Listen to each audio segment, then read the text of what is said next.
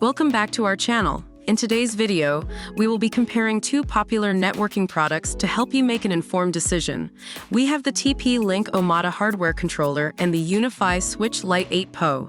Let's get started. When it comes to management, both products offer centralized control, but the TP-Link Omada hardware controller takes it a step further with support for up to 100 Omada devices. With its easy-to-use dashboard, you can easily monitor and maintain your network without any hassle.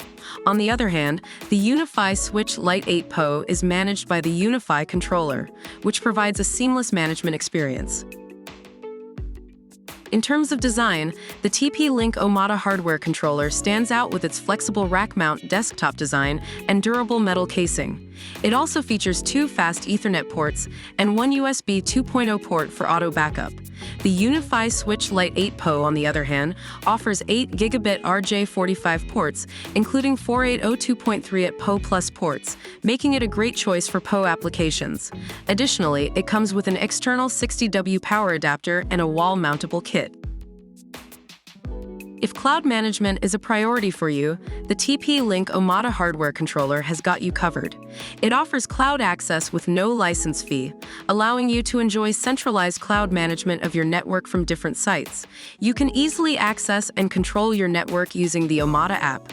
Unfortunately, the UniFi Switch Lite 8 PoE does not offer cloud management functionality.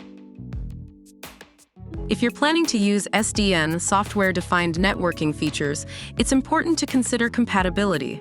The TP-Link Omada hardware controller is compatible with SDN access points, switches, and gateways. Make sure to check if your devices can be upgraded to SDN versions.